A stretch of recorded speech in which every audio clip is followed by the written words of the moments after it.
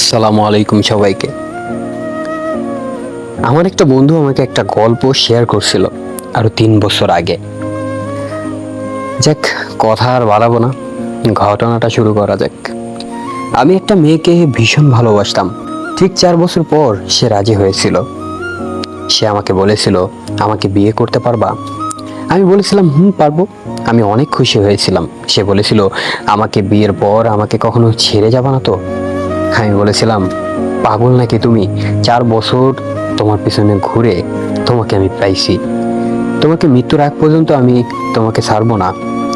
সে চিটাগাং ছিল। সে বলেছিল, আমি 1 সপ্তাহ ভিতর আসতেছি, এসেই আমি তোমাকে বিয়ে করব। আর একটা কথা, তার আব্বু আম্মু আলাদা থাকতো।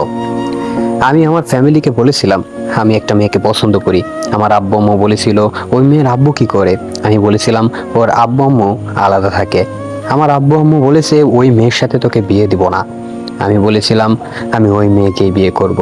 আমার আব্বু আম্মু বলেছে, তুই ওই মেয়েকে বিয়ে করলে আমাদের সাথে তোর কোনো পরিচয় থাকবে না।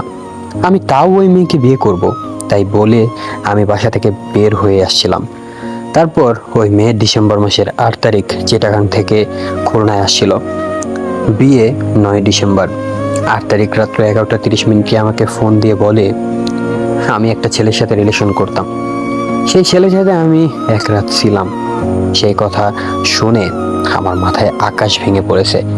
আর একটা কথা, ওই মেয়ে আমাকে বিয়ে করবে না বলে খুলনায় আসছিল। ওর নানি চিটাগাং নিয়ে গেছিল চিটাগাং কাজ করবে বলে। ওই মেয়ে ওর নানিকে বলেছিল, আমি কাজ করব না, আমি বিয়ে করব। ওর নানি বলছে, কি, তুই বিয়ে করবি? কাকে? তা ওই মেয়ে বলেছিল, আমি শাহিনকে বিয়ে করব। শাহিন হলো আমি।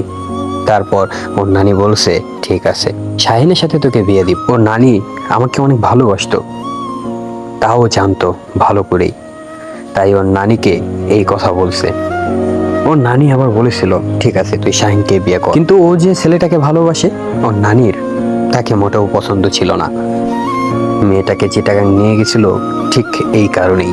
তারপর মেয়ে বলছে, আমি বিয়ে করব শাহিনকে। ওর নানি এজন্য চিটাগাং থেকে ওই মেয়েকে নিয়ে আসছিল খুলনায়। তা ওই মেয়ে চিটাগাং থেকে আমাকে বলেছিল, শাহিন, তুমি ফেসবুকে একটা আমার পিক দিয়ে দাও তো, পিকে লিখবা আমার বউজান। আমি তাও দিয়েছিলাম। সে যে ছেলেকে পছন্দ করত, সেই ছেলের সাথে ব্রেকআপ হয়েছিল। সে ওই ছেলের উপর অনেকই ইমোশনাল ছিল। মেয়েটা ওর নানি ওই ছেলের সাথে বিয়ে দিবে না বলে চিটাগাং নিয়ে গেছিল। ওর নানি যে আমার কাছে শুনছে শাহিনের সাথে বিয়ে হবে, তাই ওর নানি রাজি হয়ে গেছিল। আর ওই মেয়ে বলেছিল আমার পিক দিয়ে দিতে। আমি দিয়েছিলামও। তারপরও ওই ছেলে দেখে ওই মেয়েকে ফোন করেছিল, বলেছিল, আমি তোমাকে বিয়ে করব।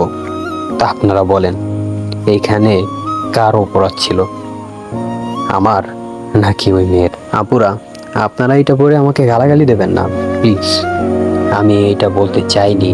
আপুরা, ছেলেদের মন দিয়ে খেলা করবেন না। আপনাদের দুইটা পায়ে ধরি, আমার জন্য সবাই দোয়া করবেন। আল্লাহ যেন আমাকে ধৈর্য ধারণ করার তৌফিক দান করে। সবাইকে ধন্যবাদ।